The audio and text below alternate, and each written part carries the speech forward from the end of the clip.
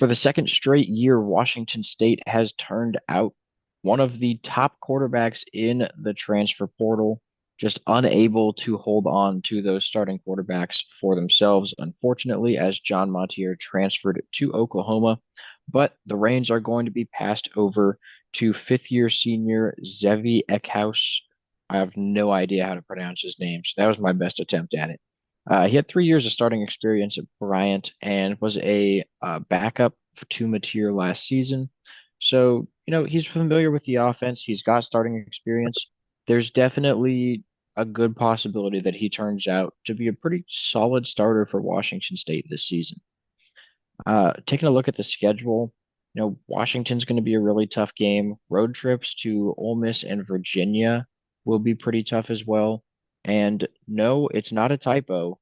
They are playing Oregon State 2 times in the regular season.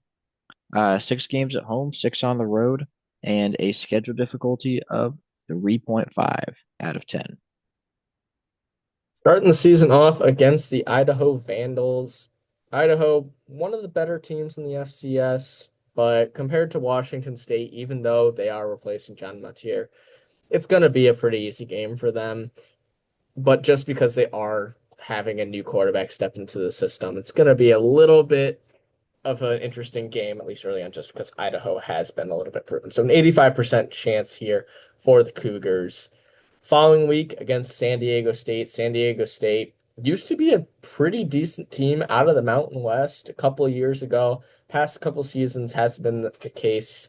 But once again, kind of like Idaho, just with who Washington State is losing, it's going to be a little bit difficult to see where they end up. Particularly, they are losing their starting running back along with John Matier and Wayshawn Parker after an incredible freshman season. Even though John Matier was their leading rusher, Wayshawn Parker had 735 yards on the ground, only 4 touchdowns because Matier had 15 rushing touchdowns. But he ended up transferring to Utah, so that's going to be a huge asset for the Utes. But their second running back, who is likely going to be into the starting role unless they had a transfer come in that I don't know about, and Leo Pulalausi is also going to be going into his sophomore season after a freshman year. Still had a good amount of carries, so there's a lot of potential there, but similarly to Idaho, just a little bit too much up in the air for this Washington State team that was also supposed to be pretty good last year and started to fall short of some expectations. So an 80% chance here against the Aztecs, but should be a pretty solid win at home. Then they go on the road to face North Texas.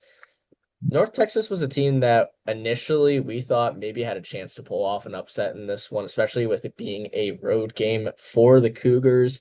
But at the end of the day, we think that Washington State's offense is still going to be able to function at a high enough level. And I think also North Texas has a couple key guys entering the transfer portal that is hurting their chances at maybe pulling off an upset. But North Texas has shown that they are a pretty competitive team, even though they are from the group of five. So I'd keep an eye on this one for this Washington State team. But I think at the end of the day, the Cougars could get the job done. I think that the youth they have in the wide receiver room after losing some of their senior guys, they're going to click well with Eckhouse coming in to take over the starting job. So 85% chance here, but again, make sure you keep an eye out on this one, especially if Washington State starts off the season kind of slow in those Idaho and San Diego State games. Then they have their in-state rivalry game against Washington.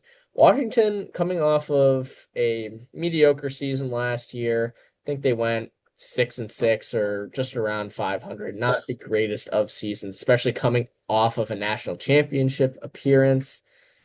But this Washington team is looking like they're going to be right back into a contention standpoint.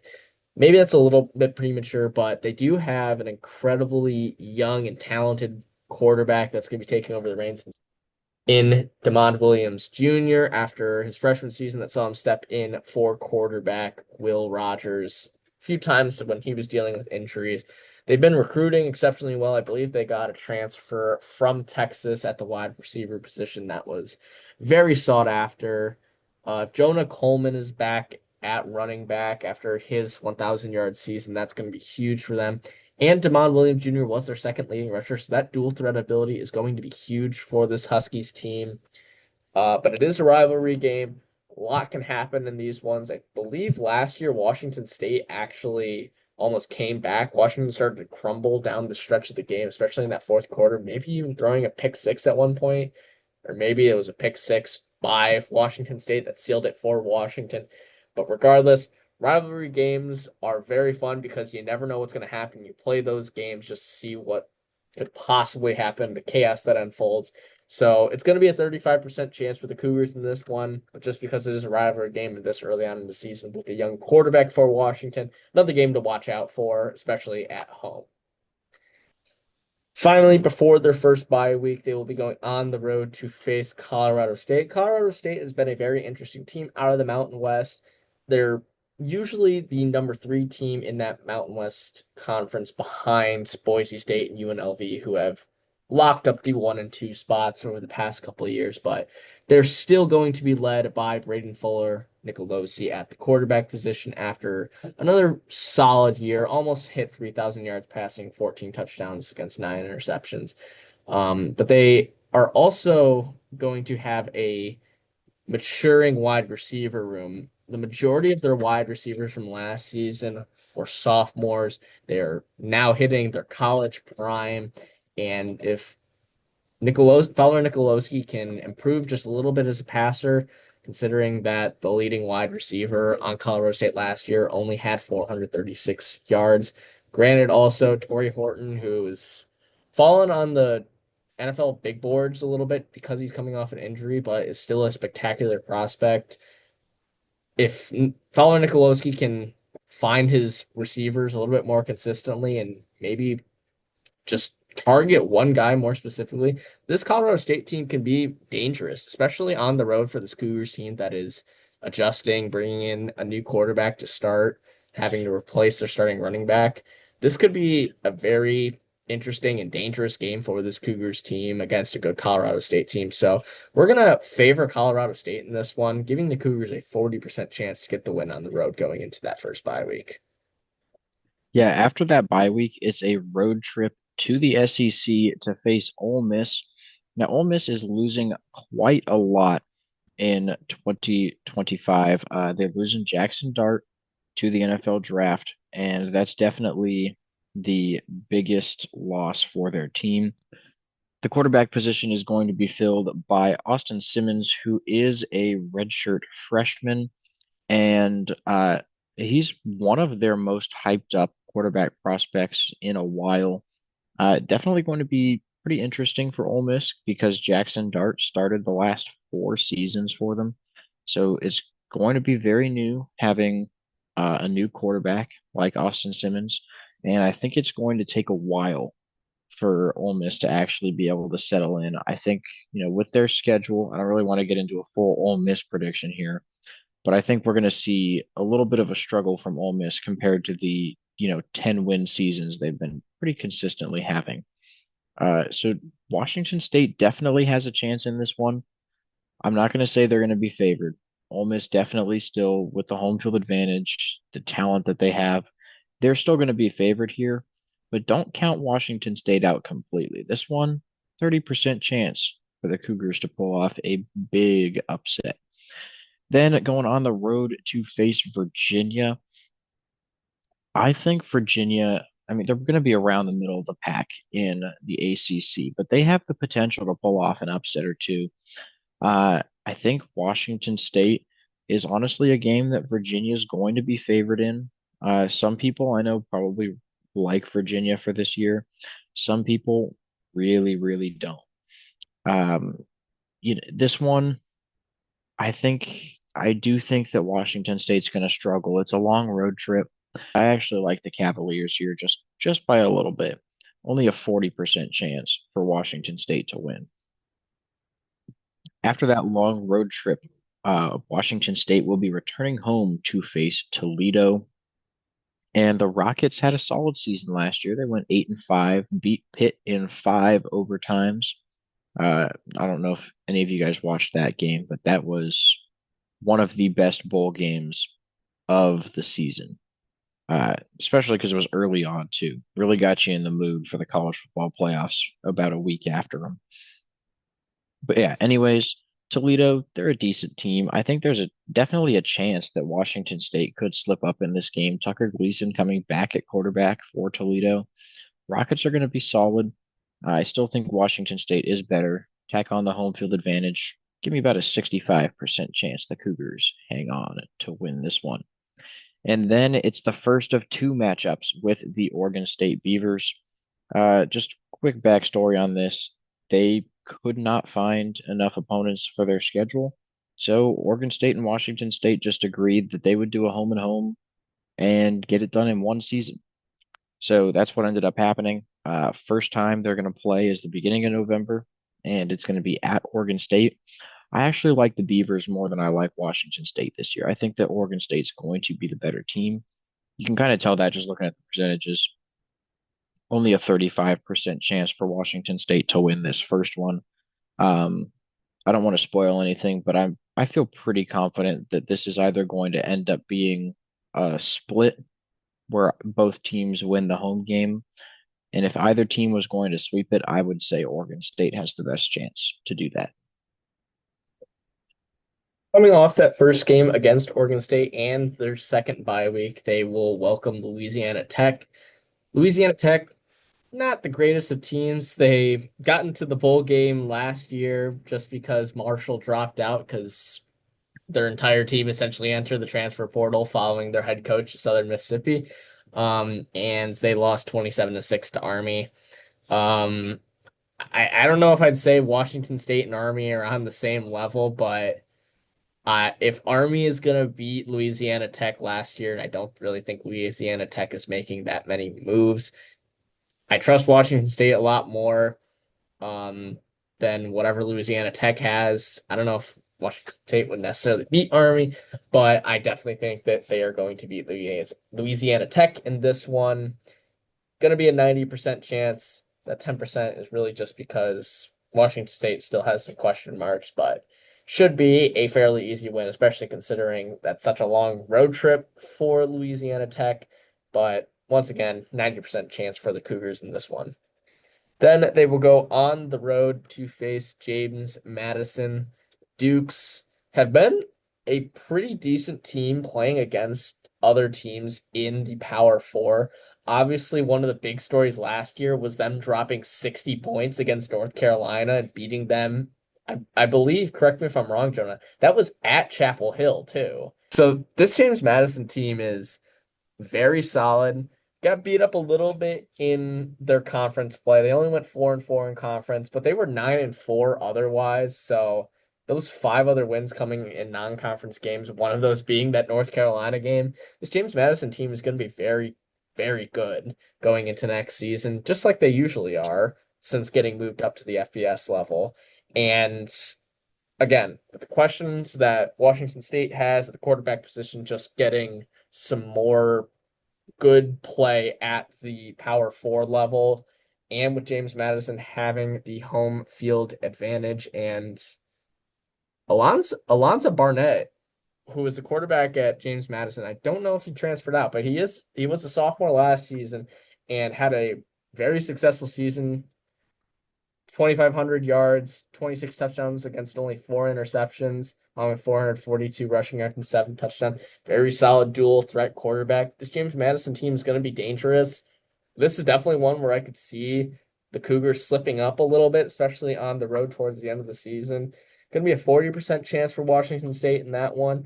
But this would be a very solid road win against a very good James Madison team if they can get the job done here. Finally, to close out their season will be the second game against Oregon State. This time, a home game for the Cougars. And like Jonah was alluding to earlier, we do think that Oregon State is probably the better team out of these two. But if we're going to predict it, it's likely it's going to be a split with the home team winning in each case. But just because we do think Oregon State is just a slightly better team, this is going to be just a little bit above a coin toss. That 5% is just because it is a home game for Washington State in this one, conference game, rivalry game. Really, it's just going to be a toss up between these two.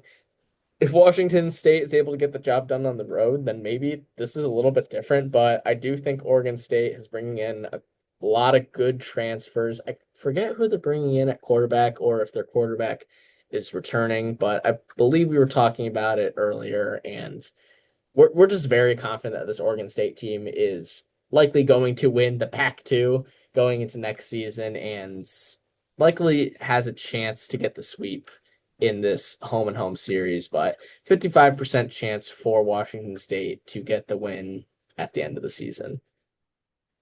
Yeah, I mean, it's not a terribly difficult schedule, but I definitely think there's a few games on here that they're going to struggle in. You know, I mean, Washington, I don't really think they beat their rivals. Ole Miss and Virginia on the road are pretty tough.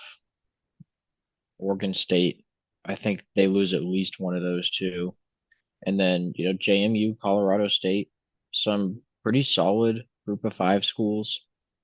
I think at the end of the day, most likely, I feel pretty good about Washington State being able to make a bowl game, but I don't know if they'll do much better than that. I mean, maybe they could do as bad as 5 wins, but there's a pretty good chance they can get to six. So I'd say somewhere between 6 to 8 wins, but more likely around the 6 to 7 range.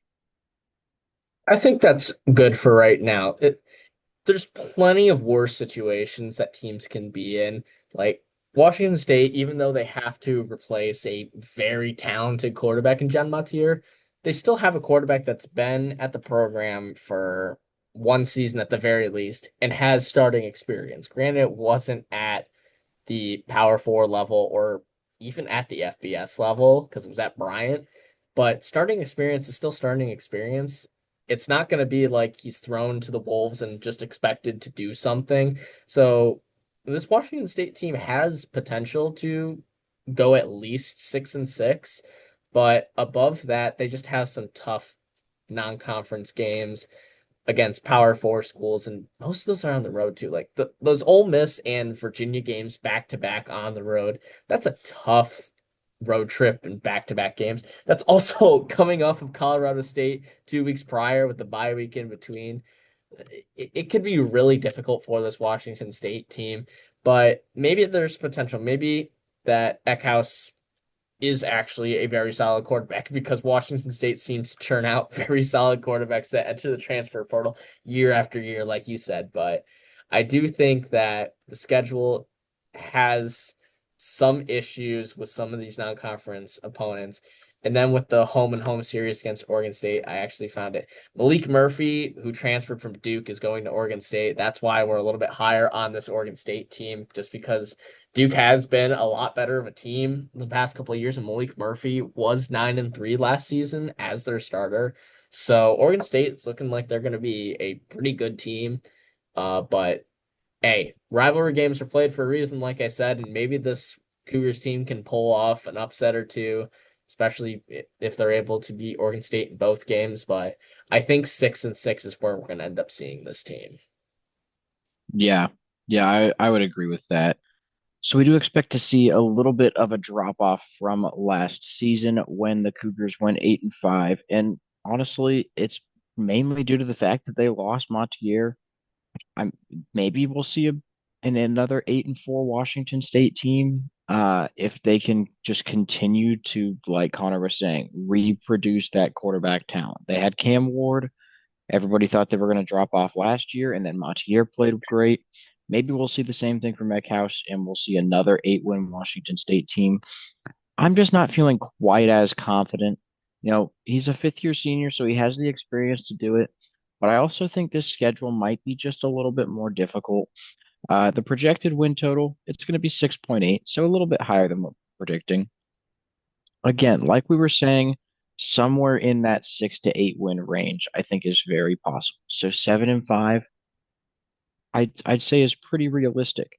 But for right now, we are going to go with 6-6 as our prediction for Washington State in 2025. We will be updating these later in the off seasons. So make sure to subscribe and hit that notification bell so you don't miss our future videos. And we'll see you in the next one.